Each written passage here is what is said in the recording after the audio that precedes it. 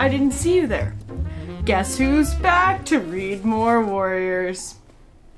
The other video has only been up for like 2 days and I'm already making another one because I feel like it would be fun, even if someone discovers that video in like a year's time, to be able to watch then every single part after that of me reading every single arc. And if you watched the last video, you know that as soon as I finished the first arc, all I wanted to do was go read Blue Star's Prophecy, but I had to finish a book for my book club first. I have finished that book, so now I can read Blue Star's Prophecy. I am on page 68, so making good progress. But this book is mostly going to be about the second Warriors arc, the New Prophecy, which starts with the book Midnight. Now, I had the first 6 books of the original arc at my house, but the rest of my Warriors books are still at my parents' house along with the rest of the books from my childhood. So I have to wait until I go there again in order to grab them. So I've been listening to Midnight on audiobook. I am 20% of the way. I figured that this was also a good solution because then I can read other books, like non-warrior books, once I'm done with Blue Star's Prophecy on my own normal reading time, but then I can still get through the Warriors books for the series and for my enjoyment. Because I was like stuck between wanting to read other things and also only wanting to read Warriors, and so I figured listening to Warriors on audiobook and then reading other things gives me a good balance where I don't feel guilty for doing either one, because I was like, if I spend the next 3 months reading only Warriors books, one, I'm probably gonna get burned out of them and then I'm gonna be mad that I'm not enjoying them the way that I want to, and 2, because then I'll be mad that I'm not reading other books. So I figured that this was a good solution. I will say it is a very strange experience listening to Warriors on audiobook. One, because you can tell that the audiobook narrators are obviously trying to read the book for children because the books are written for children. So there's a lot of like tonal inflections and just the way that they say certain phrases that just feels like super cheesy and makes me laugh. Also, some of the cats, like their voices do not sound at all like how I would imagine them in my head. I mean, obviously they're cats, so I don't really know if I'm imagining them having voices at all. But like the audiobook narrator, Graystripe, has this really obvious lisp for some reason, and that just feels kind of random. I guess it's just supposed to be a way to differentiate him from the other cats, but it just feels a little off. But I think I'm getting more used to it. It's also annoying not having the guide of the cats at the beginning, because when I'm listening to it, sometimes I want to be able to be like, oh wait, who's that again? And then I can't. And this brings me to my first big problem with the New Prophecy, which was a problem that kind of started at the end of the last arc, and that is the bloat of character. And this is a huge problem later in the series as well, and probably most of the reason why I stopped enjoying them in the later books is just because there's too many characters. It makes you not connect to any of the characters that are actually there, and then you just spend half the time trying to remember like who's related to who, where did this person come from, oh like this person died but then they have like these 3 kids but then those kids had these kids, and then suddenly it's like, oh they're their great-great-grandparents and blah blah blah. It's just like, it's too much. The first book, Into the Wild, was so successful because ThunderClan really only had like 10 to 12 cats in it, and I wish that they had kept that like really restricted cat list for each of the clans. I think it would have made the rest of the series way more successful, even with some of the other weird decisions that they made. And they could have accomplished this by just killing off more cats, having cats not have as many kits, so just have each cat have a higher chance of only having like 1 to 2 kits instead of 3 kits. And also just, you know, like we have in this New Prophecy arc, we have Stormfur going to join the mountain cats with Brooke, and then we have like other cats leaving the clans for various reasons. I feel like that's a way to get them to like go away without having to just murder them. So yeah, like I said, I'm 20% of the way through Midnight currently, and basically all that happened is that Brambleclaw has had a weird dream that is telling him to go meet up with 4 other cats or 3 other cats, however many, at the new moon. And then at the gathering he talks to his sister Tawny Pelt, who is now a ShadowClan cat, and realizes that she had the exact same dream. And obviously we know that that is because the 2 legs will eventually start trying to develop the forest, and that they are going to have to go on a journey. And I remember that this book ends with them talking to Midnight the Badger at like the ocean basically. But it's funny because I'm already 20% in and they haven't even left. I feel like this happened to me in the first arc too, where when I was a kid reading these books, like the timeline, it felt so, every book or every part of a book that I didn't like felt like it was the longest thing in the world. And now as an adult, where I've read books that are much longer, it does not feel like it is the longest thing in the world. Like, I'm like, how are they gonna compress like an entire journey into like 150 pages at the end of the book? It felt like it was so drawn out as a kid. So I'm interested to see what it feels like now. Maybe I'll actually enjoy it more because it won't feel as annoying and drawn out. We shall see. I have retrieved the rest of my Warriors books from my parents' house, and it was so many more than I thought it was. I don't have like the complete series of everything, but I just have a lot of random stuff. So I figured I would show you what I picked up.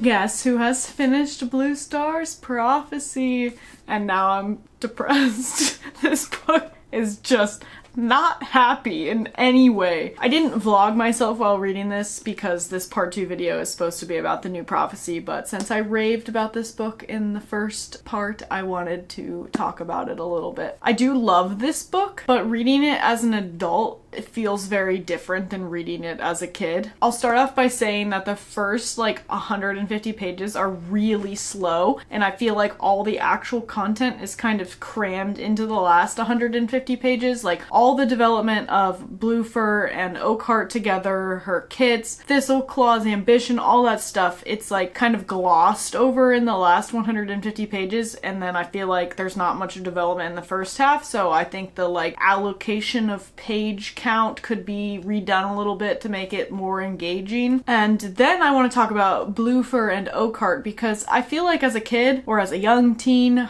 I was like, ooh, forbidden love, woohoo. But then as an adult who craves security and comfort in my relationships more than any other sort of like thrill, I was so mad that she kept pushing off Thrushpelt, who is just such a wholesome character who really cared about her, gave her space and patience, and even was willing to lie for her about where her kits really came from because he just loved her for literally no reason, because she gave him no reason to be that lovable, honestly. And I think that would have been different if Bluefur and Oakheart had gotten more development, like if we had seen their relationship grow to the point where we were like, oh yeah, we also love Oakheart as readers in the same way that Bluefur does. But they don't even, they just like, it's totally love at first sight. Like she just sees him and she's like, yeah, that's my guy. And so then as readers we're kind of like, what? It just doesn't really make any sense. If she had been meeting him since she was, you know, a paw or something, and then there were scenes between there and when they eventually become mates,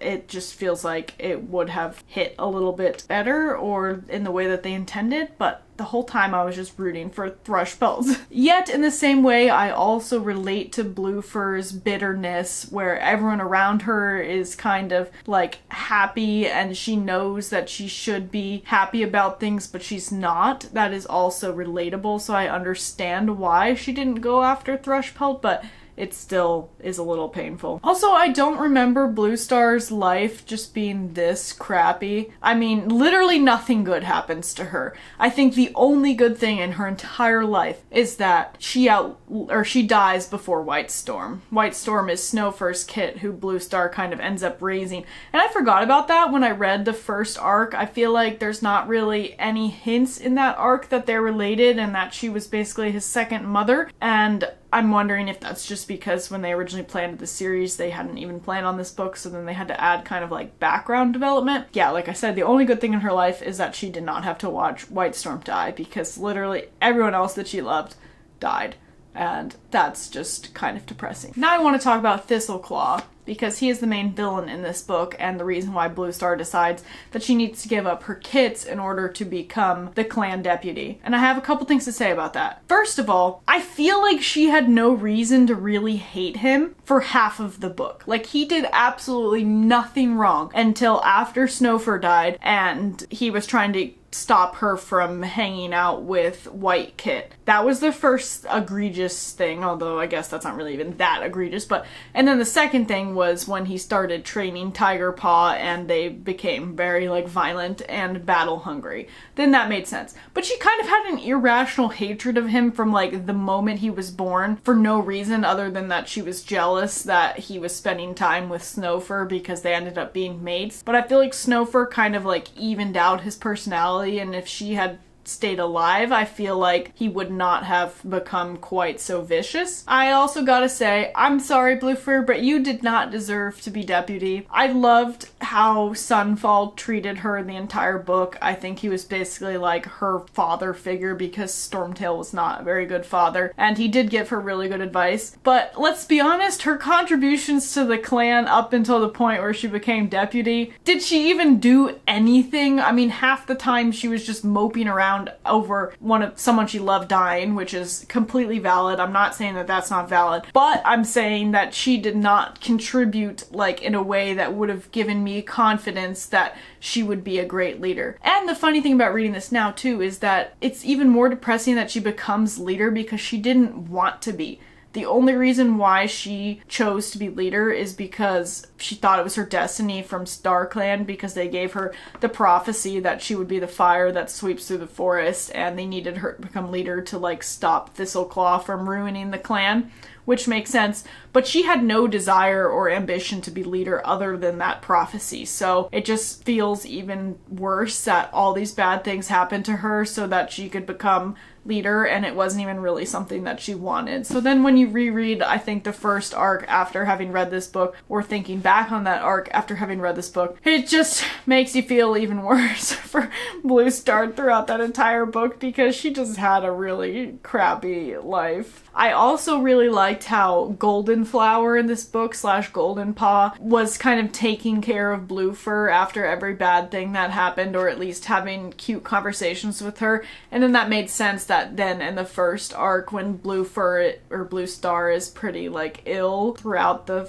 4th and 5th book, that Golden Flower is constantly kind of taking care of her because they had that relationship already in this book. Also, her mother dying is so sad. Her mother was such a good mother, and I knew it was going to happen, but it was still very sad. I did cry also when Bluestar or Bluefur or whatever, you know who I'm talking about, had to take her kits over to RiverClan and Moss Kit died. That was just very depressing. Some smaller things. Bluestar meets Jake, who is Rusty's father. I thought that that was a very cute little hint. And then we have Leopardfoot and Pine Star being mates. That is certainly a choice, and certainly an age gap of all time, considering Leopardfoot is only like a couple moons older than Bluestar, and Pine Star pretty much mated with her like the second that she became a warrior.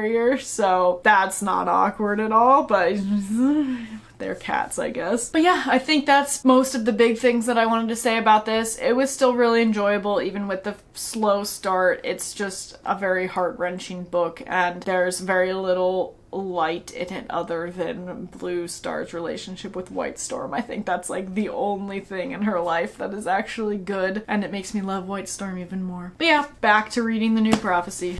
Sorry that my face literally looks like a tomato right now. I just finished my run where I was listening to Midnight the whole time. Is it a good running audiobook? It's not bad. It's not as good as like murder mysteries. I love listening to murder mysteries or thrillers while I'm running, as long as they're not too scary, because since you always want to know like what happens next, it just motivates you to keep running because you're not bored. This book, I'm a little bored just because I'm now like 35% of the way in, and they still haven't left on this journey. Like, all the cats have met at Four Trees now. Crowpaw is an asshole as usual. Squirrelpaw is kind of annoying as usual. Leafpool's chapters are a little boring because she doesn't really do anything except for just like hang around camp and think about what other cats are doing. So I'm a little bored, honestly. I feel like the second half of this arc is much better once they actually get to the lake and it's more about like clan politics and stuff. I'm not a huge fan of like the journey books, and I just remember being kind of traumatized by things that happened in the second book when they're in like the snowy mountains, so we'll see. Okay, look how dusty my dashboard is. Bramblepaw just spoke to Feathertail and Stormfur at the RiverClan border after he had the dream about Sundrown Place. And I kind of forgot that they like leave on the journey without knowing what they're doing. For some reason in my head, I thought that they knew they were looking for new territory. But I guess they're not until they actually go talk to Midnight. So I guess that's why I thought that like more had to happen in this book before they left, because they leave before like the clans realize that they also have to leave. I thought that they like went out to seek new territory, but now I'm remembering that that is not the case. So the timeline makes much more sense now. Good morning. I perhaps look slightly less ghoulish than usual because I'm going into the office today, but I wanted to give a little update on Midnight. It's been going a little slower than the first series, partly because I'm listening to it on audiobook and reading it like on my phone since I don't own the physical book. So the rest of the series where I actually have the physical book after Moonrise will be much faster, but it's also just not as good. I just don't really like the traveling books. Like somehow the traveling books are so boring even though they have the most action. And I just really miss the like interpersonal drama of the clan setting. Obviously there's interpersonal drama between the cats on the journey, but it's just not the same. I'm starting to enjoy Leafpaw's chapters now because it's really where you actually learn about medicine cats, like what they use their herbs for, what their ceremonies are like. I realized that I knew all of that already because I had read the series already, but Leafpaw is kind of the first she is the first perspective character that's a medicine cat. So it's the first time you get any information about medicine cats from medicine cats themselves, and that is pretty interesting. And also it's just nice having a character that's in the clans and not traveling. We did meet Purdy, the old kitty pet who is leading them through the two-leg place, so that's cool. Also, it's really hard for me not to say twogs, which sounds so dumb, but when I was a kid, I read the entire series, you know, and I would read two-leg as twog, and it took me like 5 years to be like, oh, it's actually two-leg, but one word, so that's a little embarrassing, but that's still how I read it in my head. And in the two-leg place, they did just get attacked by rats, and I was just thinking, like, are rats really that dangerous to cats? I guess if you, like, antagonize the rats, I would think they would attack you, but, like, I don't know, maybe I just don't know enough about the dynamics between cats and rats, but I feel like rats would not just, like, maliciously stalk and, like, kill cats? I'm not sure. If there are any rat experts in the chat, please let me know. But anyway, I will go ahead and finish Midnight now and give you a final update. Oh no, I'm back in the same spot again a day later, what a surprise. I have finished Midnight, and the funny thing about reading this book was I was walking on my walking pad while I was reading, and I look out the window and there's a black cat outside stalking a squirrel, and it was like the most immersive reading experience I've ever had in my entire life, which was just so funny. I was like, am I watching a warrior right now outside? Like, my own window? Anyway, I do not like this book very much. I also do not like Moonrise very much. They are probably two of my least favorite books in the entire series. I just don't like the traveling books, so bear that in mind as I am talking about these. I am still having a lot of fun reading the series. I just don't really like these two books that much, and I'm just excited for them to be over. I also think it was like a major mistake for them to make Graystripe the deputy, because I feel like the deputy is such a big character in the lives of the clan, and Graystripe is just an uninteresting deputy because he's kind of gotten over his drama already with Silverstream, so now he's just vibing, living his life, but he's not exciting enough as a deputy because there's no more depth to his character now that we're over his big character development. So I really wish that they would have picked someone else that could have served a more interesting plot piece. Also, along with my problem of all of the clans ending up with too many cats as the series progresses, I remember my other problem with the series as it progresses, and that is timeline compression. Because in the first arc, we see Firepaw from the day he becomes an apprentice up until he's a leader, and that's all in 6 books. So things happen pretty quickly, but then in the later books, take this arc for example, Squirrelpaw is Squirrelpaw for 3 or 4 books before she becomes a warrior. So just the amount of time that we're seeing the cats in each life phase is expanding, and to me that's actually a bad thing because it makes things feel more boring than they should. It also means that you have way too many cats around for way too long when I think the audience kind of wants to move on and like experience a new story. You end up with cats that are just hanging around because the timeline is not actually covering that much like in book time, I guess. So yeah, that's my current problem besides the expanding character list, and I'm currently starting Moonrise. I only read the prologue and like the first 2 pages of the first chapter so far. I forgot that Stormfur is a perspective character here. Like, I mean, I remember that he stays at the Tribe of Endless Water, Tribe of Rushing Water, I don't remember what it's called, Tribe of something. I remember that he stays with them because he falls in love with Brooke, and I remember that Feathertail dies defending them from that big cat. But other than that, I feel like Stormfur is just kind of like a non-character in my head. He doesn't really have like a significant personality trait that I remember, so we'll see how he is as a perspective character. I'm at the office, but I listened to the audiobook on the way in. I am almost 30% of the way through it, and I'm actually enjoying it way more than Midnight, which I'm surprised by. I think part of it is that they haven't gotten to the tribe yet, so the scenes before that have been way more interesting. I actually really like Stormfur as the narrator compared to Brambleclaw, which I was not expecting. I thought that I liked Brambleclaw a lot, and I do, but I think Stormfur, his narration style is just a little bit more interesting, and we get like more background on his relationship with Feathertail, his struggles with his like half-clan heritage and all that stuff, and it's like a River Clan perspective, which is the first one that we've gotten in the series so far, so it just makes it a little bit more interesting. And I also love the chapter where Leafpaw and Sorreltail go to Wind Clan to check to see if the monsters are ripping up the territory, because Leafpaw's friendship with Sorreltail reminds me of Fireheart and Greystripe when they were warriors / apprentices, because it's just like 2 good friends getting into some like messy shit together, and like I feel like that's what has been missing from the last 2 books of the New Prophecy so far. Okay, I am about 50% of the way through the audiobook. This book is actually better than Midnight for sure. Midnight is pretty bad, honestly. I just got to the part where Leafpaw is talking to Spotted Leaf at the Moonstone, which is just gag, because Spotted Leaf's like, oh yeah, I loved your father more than I should have. Like, okay, you're telling Firestar's daughter that you like were illegally in love with her father, who was also an apprentice, by the way. Like, that's just fucking weird. Oh no, my phone fell. Anyway, then I also realized that Leafpaw is probably named after Spotted Leaf, which is just even fucking weirder. I hate the Spotted Leaf Firestar thing. It's so weird. Also, Wind Clan is absolutely starving, which is just sad. That's what I really don't like about these 2 books, is the starving, like, clans is just really, really difficult to read about. It's just very sad.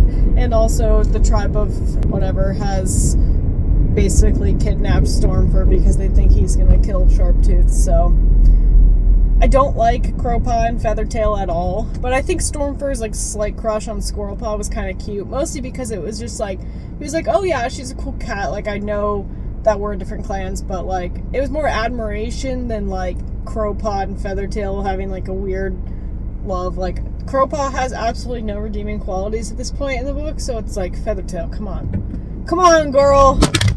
1 week later.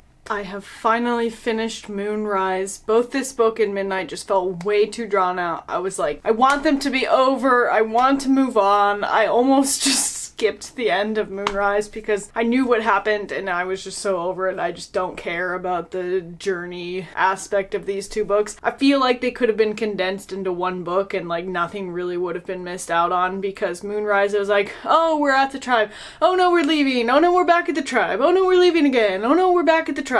And then in the forest perspectives, it was like, I'm starving. Oh no, 2 legs ripping up the forest. I'm starving. Oh no, 2 legs ripping up the forest. So it was just like everything that was happening was so repetitive and depressing that there was just very little enjoyment in reading this.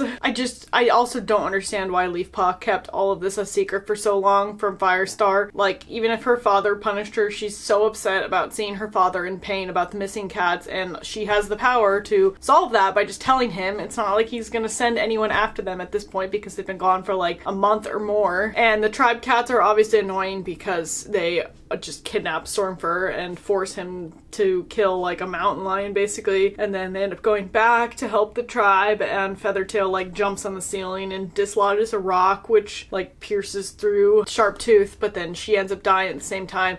And then Stormfur says something along the lines of like he could see a lifetime of love in Crowpaw's eyes or something like that, and I was like, dude, they've known each other for like a month. Calm down. But also, I do like Stormfur a lot as a narrator. I thought that he was very respectful of Feathertail, and even though he didn't really like Feathertail's relationship with Crowpaw, he was never like angry at her, and he never, you know, withheld his like friendship because he was unhappy. He was just like, well, I don't necessarily like it, but I will not dictate my sister's decisions. Those are her own. So I really liked that about Stormfur. Other than that, I am very excited to be done with those two books, and I am moving on to Dawn, which I also actually have as a physical copy. Book might be a little moldy, but what are you gonna do? So I'm moving on to Dawn finally, which I know it's another journey book, but at least like we're getting closer to the Lake territories and not just having the forest destroyed constantly, which is just a little overdone. And part of the slowness of the first two books could also just be that I was reading them mostly on audiobook or listening to them on audiobook, so you know, there's only so fast that you can go. There's no skimming. Even if I listen on 1.5 times speed, it's still like the narrator reading every single sentence, whereas if I'm reading it on an actual book, I can like skim parts that I don't care as much about. But moving on. I am on page 91 of Dawn. This book is so much better already than Midnight and Moonrise. It's like, I feel like I'm reading an entirely different series by an entirely different author. Like, this feels so much more like the first series to me, just in the characterization and the pacing of scenes and all of that. Much better. Because it's more like political. There's action obviously within those politics, but basically it's about all of the cats who return from the journey trying to convince their leaders that they all need to leave. And I still don't like the, oh, we're all starving to death plotline, just because it's been like that for 3 books and it just gets like emotionally difficult after a while to just be like, okay, they're all skin and bones. WindClan's literally starving to death. Like, it is obviously very realistic, and that's part of what people enjoy about the series, but it's just hard to get through sometimes, so I'm pushing through to the new territories. I just got to the part where Squirrelpaw has the dream from Spotted Leaf where to find Leafpaw and the rest of the captured cats.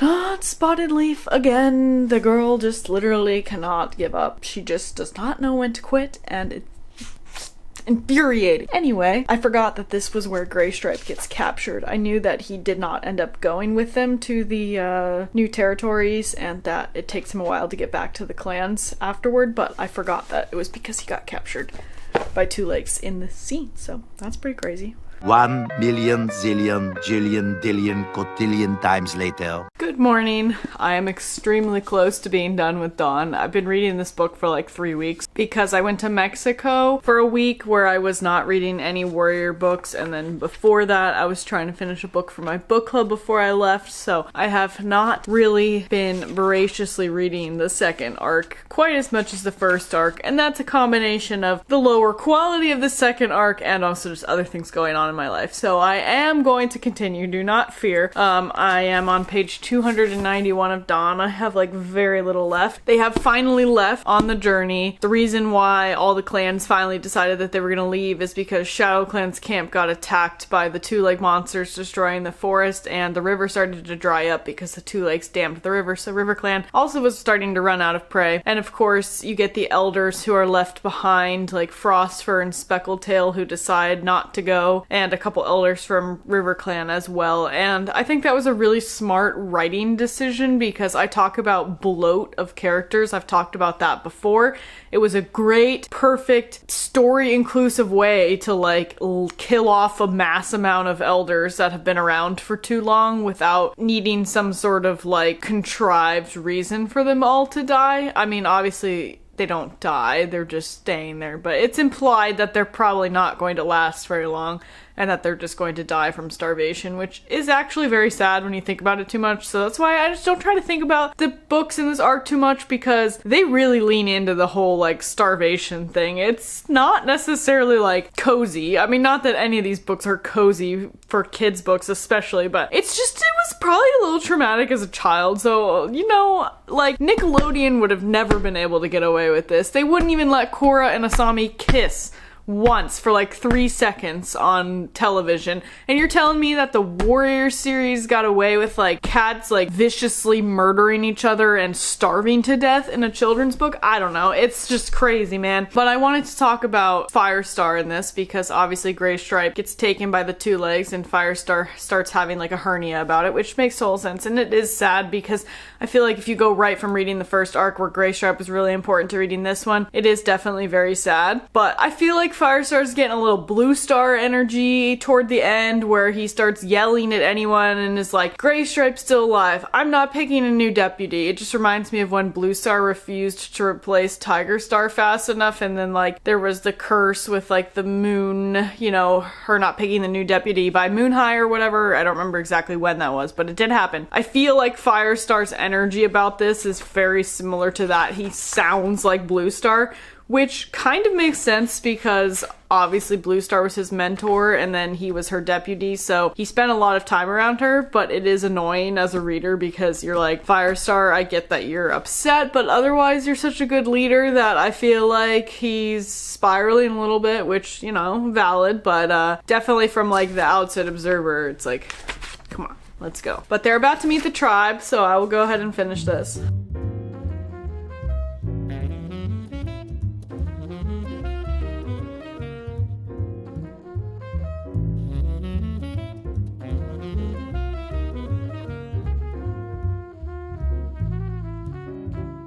Just got back from a run and I finished Dawn. I've been half listening to it on audiobook and half reading it in physical form, and that combination has been working out really well for me. So I'm gonna do the same thing with book 3, Starlight, or book 4. Yeah, book 4. Damn, we're already on book 4. I feel like nothing's happened. I mean, so much has happened, but it's a different vibe. You know, the second arc is always a different vibe, so I'm happy that they have now settled kind of into the new territories. At the beginning of this book, Mistyfoot, Brambleclaw, Crowfeather, Squirrelflight, who just became a warrior, and Tawny Pelt leave to go explore the area around the lake to decide where each of the clans are gonna settle. Mudclaw's, you know, being an asshole, but like not really. He's like not a super nice person, but I feel like people are getting overly mad at him for taking Tallstar's place when Tallstar is literally like collapsing from death, basically. Like he can't function. It's the exact same thing that Fireheart did in the original arc when Blue Star basically stopped functioning as a leader. Fireheart, as the deputy, went to gatherings,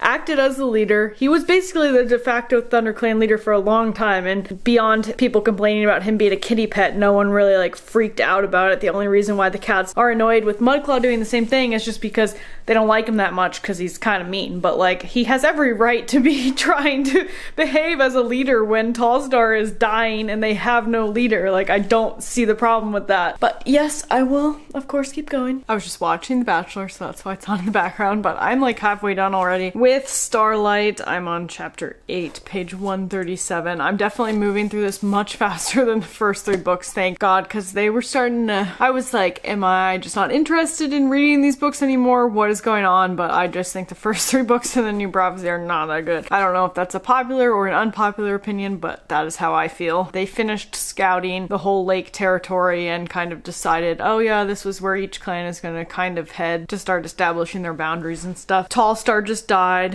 which is always very sad because he was a very good character and, you know, the only clan leader that was left over as the original leader from the very start of the first series. He was the only one who never got like changed out or died or anything. And I do love Tallstar and Firestar's friendship, but I also don't really hate Mudclaw that much. I don't like him because he's kind of an ass, but honestly I feel like his feelings are pretty valid. Like he was behaving as leader for a long time, and it is true that Tallstar had such a strong friendship slash like feeling of indebtedness toward Firestar and ThunderClan that he definitely did not always decide things with WindClan's best interest, and the part of me that likes when all the characters are friends really liked when WindClan and and ThunderClan were friends, but it also does kind of make sense that there would be people in WindClan who feel like they're just the inferior clan, because they kind of have been. They've never been at the top of the food chain so far in the story. Like, ThunderClan has been the most powerful clan, RiverClan has been the most powerful clan, ShadowClan has been the most powerful clan, but WindClan has just gotten fucked every single book. So it's like, I can see why they're a little unhappy, and I feel like people don't really acknowledge that when they talk about their hatred of Mudclaw. Not that I've spent that much time really like figuring out what other people's opinions are, but that is how I feel. We are also back to Brambleclaw's perspective in this book instead of Squirrelflight, and I do like Brambleclaw, but I think what is missing in his perspective is a little bit of depth or past reflection, because we start getting at it a little bit when he's talking about how he feels about Hawkfrost being his brother, but I thought one of the really strong points of the first arc was when Firestar starts training Bramblepaw. We see through Firestar how Bramblepaw is kind of struggling with his identity, with Tigerstar being his father, and he thinks that like Firestar doesn't trust him, and then there's all the events of the first arc where Bramblepaw kind of grows past that and ends up like trusting and respecting Firestar, and I feel like all of that has just kind of like vanished,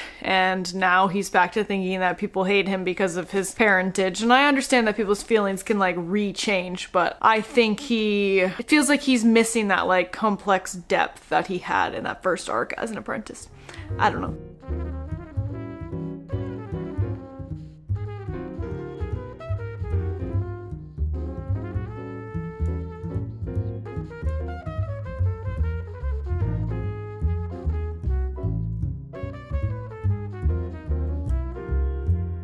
Hello, I am back with another update. I have finished Starlight. This book was so much better than the first 3 books of the New Prophecy. I actually like tore through this in a day or two, which was more similar to how I was reading the first arc as opposed to the second arc so far. This is like such a small thing, but there's this one scene in here where Cloudtail and Dustpelt are just riffing off of each other, and I loved that so much because I feel like obviously in the first arc Dustpelt is kind of a painful character, and obviously Cloudtail is very annoying, and you can tell that the clan is not a huge fan of him, so it's just fun to see the kind of like antagonistic Dustpelt having fun with Cloudtail. Like, I feel like they're actually friends now, or at least that's my headcanon. I also know that some people think the Ferncloud Dustpelt relationship is a little weird, especially because Dustpelt pretty much mentored Ferncloud because Darkstripe was just, you know, off doing his like evil shit, but I think that they're cute. I like the way that Dustpelt takes care of her. It reminds me of like Cloudtail and Brightheart. You can tell that they actually respect each other and it's not slightly toxic like Squirrelflight and Brambleclaw. Honestly, Squirrelflight is just kind of an annoying character, and so is Leafpool. I don't really love either of them. I think Leafpool's narration is kind of boring. She's just pretty boring until she starts like losing it when she gets involved with Crowfeather. Speaking of her and Crowfeather, I hate it so much, and I don't think I would hate it that much if there was actual real like development, but pretty much it's like Leafpaw being like, oh, he's kind of cute but he's grumpy, and they've like had 6 interactions, and then when he saves her from falling off the cliff, then suddenly he's like, I love you, Leafpool, and it's like, sir,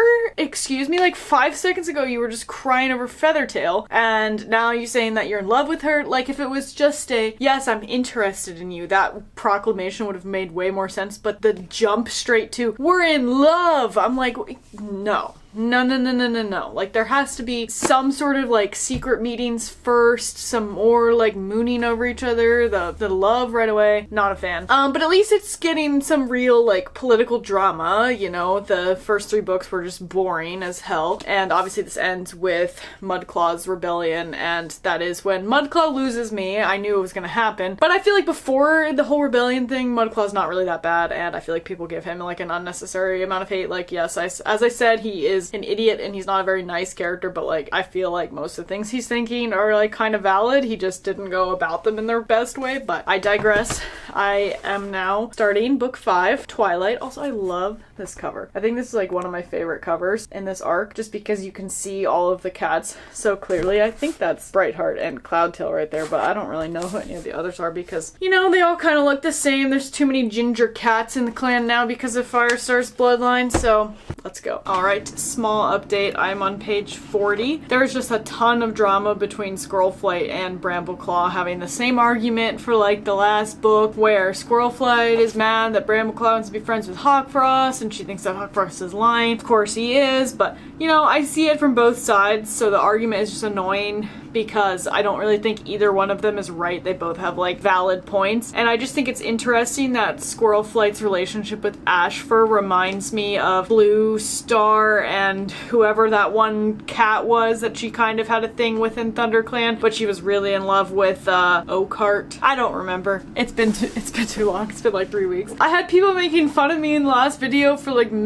saying cats' names, and I'm like, bruh, do you see this like allegiances? I'm so sorry if I accidentally call a cat by the wrong name. How dare I make the cardinal sin of, you know, not knowing every single cat by heart constantly. Anyway, so whoever the Oak person is in RiverClan, and obviously the guy in ThunderClan was better for her, but Blue Star was in love with Oak whatever for some reason, and I know that Ashfur goes like bananas later, but for right now, he's being really nice and patient with Squirrelflight, and so I feel like it's a similar situation where it's like the bad choice, the good choice, but the heart wants what the heart wants. Happy Sunday. I am so close to being done with Twilight. This book is so much better. I'm actually having a fun time reading it because we are back to like interpersonal drama and not, oh no, there's two legs everywhere, I'm dying, which is this is much more pleasant to read. I have a couple thoughts as I'm nearing the end. First is about Firestar. He definitely is super annoying in this book, how much he just wants to help other clans. He's like the USA of warrior cats. Like, stop getting in people's business all the time when they're telling you not to. Like, it's one thing if there are cats from other clans that are coming to ThunderClan specifically for help, like when Mistyfoot came and asked for Leafpool to go and help them with the two-leg sickness. Like, cool, great. But like, the amount of times in this book that he like sends people into WindClan or goes into WindClan, it's like, stop going into their territory. And no wonder why One Star starts getting like pissed off at you. I know people I think are like mad about that One Star like switches up so quickly on his friendship with Firestar, but like, I get it. He's feeling so much tension from within his clan, especially after the whole Mudclaw debacle, and Firestar is not making it better. Just leave it alone. You are not responsible for solving everyone's problems. Just like focus on yourself for a little while. So that is definitely very annoying because obviously Firestar is a beloved character, so to see him just being so annoying the whole book, it's not fun. The second is that I hate Squirrelflight and Brambleclaw so much more than I remember. I feel like as a kid throughout this book, I was like annoyed with Ashfur and I was hoping that Squirrelflight would go back to Brambleclaw, but like Squirrelflight and Ashfur in this book are so much better and so much healthier. Like, I know Ashfur, you know, loses his mind later, but we're just taking the context of this book, and he's so nice to her. He like gives her so much space and like supports her when he can, but he doesn't get super mad at her when she like snaps back at him for no reason other than that she's just like frustrated, I guess. So I really like them together, and her and Brambleclaw together just kind of bad, honestly. Of course, we get more Leafpool Crowfeather nonsense where Leafpool's, you know, in love with Crowfeather for no reason, but we're just gonna not talk about that yet. But what I am gonna say about Leafpool is that I understand her. I understand her frustration with everything that's going on, and I'll be honest, this is probably an unpopular opinion. I don't think Cinderpelt is like that great of a mentor. I just feel like she doesn't see Leafpool very well, and she like will occasionally try to give little snippets of advice, but like you can tell that Leafpool's struggling and Cinderpelt's just like, well, oh well. I just feel like she's not super observant, and obviously it's not her sole responsibility to take care of all of Leafpool's emotional needs, but I can see why Leafpool is feeling very frustrated, especially like, Brightheart, what are you doing? Why are you helping so much with the medicine cat den? Especially once Leafpool comes back from RiverClan, it makes no sense. Like, I get that she's a little mad that Cloudtail is all over Daisy, but it's just, you're the problem. I don't understand why you feel like you need to insert yourself into medicine cat affairs when it's clear that you're not really needed. So that definitely bothered me a little bit, and basically I don't like Leafpool and Crowfeather at all, but like, I get Leafpool's frustrations, and she's much less annoying than Squirrelflight is in this book.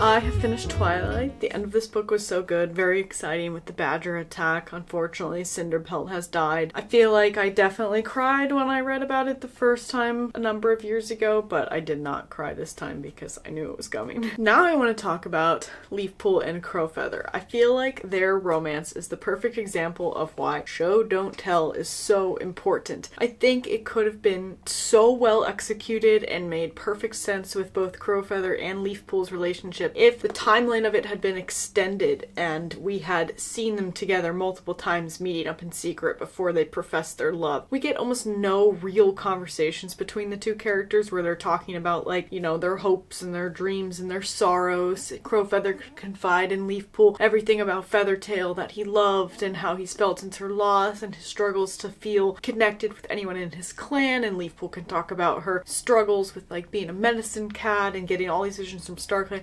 We see none of that. It's just a couple longing looks between them at gatherings and then, oh, I love you, let's run away together. Them running away together could have been so impactful if we had actually been, like, rooting for the relationship at the same time that we knew that it could never work. Because in the end of the book, we're like, oh my god, I feel so bad for them, but they made the right choice, instead of just like, okay, we didn't really care about the relationship in the first place, so there's no emotional impact at the end. And I feel like there could have been if their relationship had just been written in a different way. So that's how I feel about that. I don't actually hate the idea of them together. In fact, I actually really like the idea of them being together, but I feel like it needed to be written in a much better way for it to really have the emotional impact that they were hoping that it would. So it is kind of disappointing because I feel like it could have been so good, but it wasn't. So I am done with Twilight and I'm moving on to the last book in the New Prophecy, Sunset, which also has a gorgeous cover. I just love the old covers so much more. They feel so much more emotional, and I know part of that is nostalgia, but these illustrations really hit home what each book is about and what life in the clans really feels like, more so than the new covers do with just the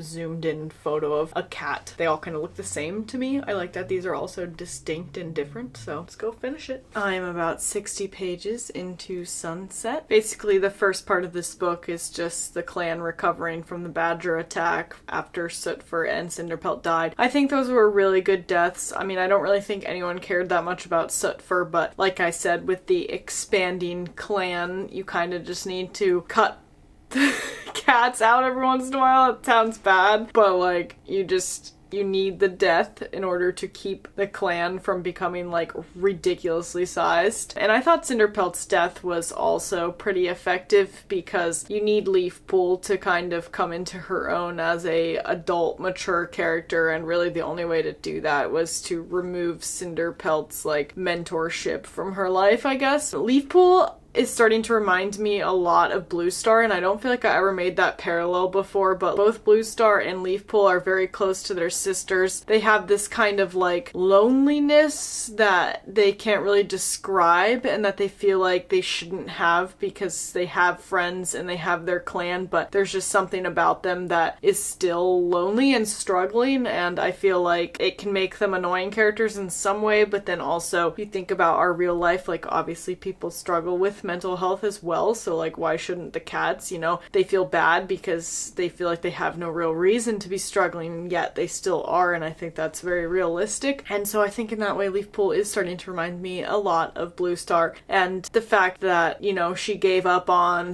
her love / her kids in order to serve her clan, similar to how Bluestar did in her Super Edition. So I don't know, I just thought that was interesting. I am about 3/4 of the way through Sunset. I had to put on these headphones because my neighbor's dog was barking and it was very annoying and made it hard to focus on reading about cats who are just superior to dogs. I'm sorry, I said it. This book has been better than Midnight and Moonrise for sure, but not as good as Twilight. It's just things have, like, slowed down a lot as they're approaching the climax of the second arc. Right now, it's the first time that we've seen Tigerstar talking to Tawny Pelt, and I love Tawny Pelt. I feel like she's a very underutilized character. I feel like she has a lot of complexity that's never really explored. The fact that she hates Tigerstar so much, even more than Brambleclaw does, but yet she chose to go and live with Shadow Clan, knowing that, like, she doesn't really belong there because her father basically took over that clan, and yet that's where she felt like she wanted to live, but she still so adamantly rejects Tiger Star's teachings. I think that's really interesting. And I think she would have made a really interesting perspective character at some point on the journey. We never were in her head at all. And I think that is kind of a missed opportunity because I think she's interesting and her character is never really explored in that much depth in any of the arcs. So I feel like that's a missed opportunity. I also feel like Hawkfrost is kind of like a Wish.com Tiger Star. I mean, obviously they didn't want to make him exactly like Tiger Star all over again because that would be boring. But since so much of the focus of this arc was based off of the starvation and the two legs invading the old territory and the journey, we didn't really get to see Hawkfrost as like the main antagonist of this arc until like book 3 or even book 4. And so didn't have enough time to really develop and become a villain before the end of this book. So. And another one officially bites the dust. I still have my bookmark in here because I finished it on audiobook, but I did finish Sunset, which means we are completely done with the new prophecy. This was definitely not as good as the first arc, but I went into it knowing that because I had read it before. I do think I forgot just how bad the first 2 books of this arc are. I really was not having fun at all with Midnight and Moonrise, but it definitely picked up the pace throughout the rest of the arc, and now I'm excited to start the next one as well if you all want to see a 3rd video. I got like 100 subscribers from doing that last video, so you know, we're rocking that big 350 now. Maybe we can push to 500 and then 1,000 and, you know, maybe start making like 3 cents for every video. That would be kind of cool. I don't know. But anyway, here are my final thoughts on the new prophecy and Sunset. We'll start with Sunset and then I'll go into my more broad thoughts on the new prophecy. Chapter 17 in Sunset is so good. It culminates all of Brambleclaw's character development, and I feel like his scene with Firestar in that chapter, more so than his scene later with Hawkfrost, is actually sort of the emotional climax of the book when he urges Firestar to pick a new deputy even though he knows it can't be him because he hasn't had an apprentice. In my eyes, that's what truly breaks him away from Tiger Star's influence, more so than him killing Hawkfrost and refusing to kill Firestar.